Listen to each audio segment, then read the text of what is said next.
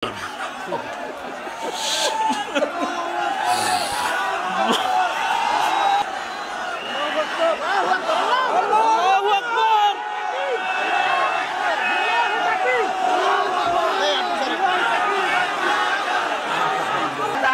কোনো লোক আসতে দেওয়া যাবে না।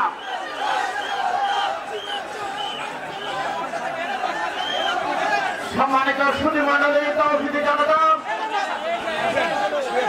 আপনাদেরকে বিনীতভাবে বলছি, আপনারা দয়া করে বসে পড়ুন।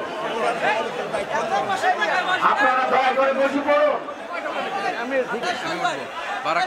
মিডিয়ার ভাইদেরকে বলছি,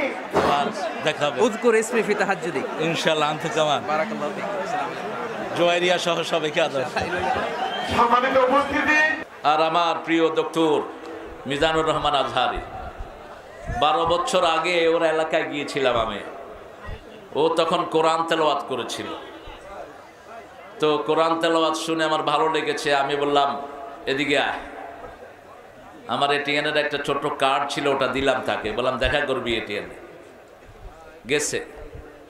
যাওয়ার পরে আমার আলোচনার আগে দিয়ে একটু আলোচনা রেকর্ড করে টেলিভিশনে ছেড়ে দিলাম। সেই তার হাতে সবক। আজকে আমার মিজানকে আল্লাহ কবুল করুন। মিজানের সুন্দর আলোচনাকে আল্লাহ আমাদের আমলের তৌফিক দান করুন। প্রাঞ্জল ভাষায় অত্যন্ত চমৎকার ভঙ্গিতে কথা বলে, ছোট্ট ছোট্ট সেন্টেন্সে। এটা আমরা উত্তরাধিকার সূত্রে একজন থেকে পেয়েছি, যিনি সারা পৃথিবীর কথার জাদুঘর। মিজান আমাকে অনেক ভালোবাসে এবং ফোনেও সে যখন কথা বলে আমাকে বলে হুব্বুকা ফিল্লাহ, আমি আপনাকে আল্লাহর জন্য ভালোবাসি। আমিও তাকে আল্লাহর জন্য ভালোবাসি।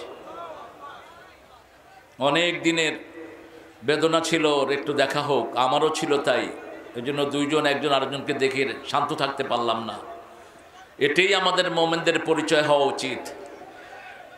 আজকে তাফসীরের ময়দানে যতজন কথা বলেন, আল্লাহ সবাইকে কবুল করুন।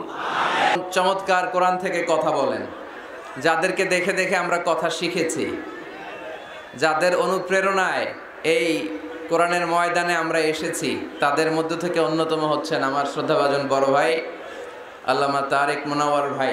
সে অনেক আগে ভাইয়ের সাথে দেখা, কত সালে, 2007-08-এর দিকে বোধহয়। তার মানে এক যুগেরও বেশি ভাইয়ের সাথে দেখা নাই। মাঝে মাঝে ফোন আলাপ হয়। আমেরিকায় যখন থাকতেন মাঝে মাঝে কথা হতো। অনেক ভালোবাসেন আমাকে, অনেক স্নেহ করেন, খোঁজ খবর নিতেন খুব। বলতেন, মিজান আমি নাই, তোমরা কথা বলতেছো, এত বেশি মাহফিল রেখো না যে স্বাস্থ্যের ক্ষতি হয়, প্রতিদিন গরম দুধ খাওয়া। বড় ভাই যেমনি ছোট ভাইয়ের খোঁজ খবর নেয়, এভাবে খোঁজ খবর নিতেন। অসাধারণ ভঙ্গিমায় কথা বলেন, অ্যারাবিক, ইংলিশ সব ল্যাঙ্গুয়েজে প্যারালাল, ঠিক কিনা? 3টি বছর বাংলাদেশের তাওহীদি জনতা ওনার কোরআনের এই বাণী থেকে মাহরুম ছিল।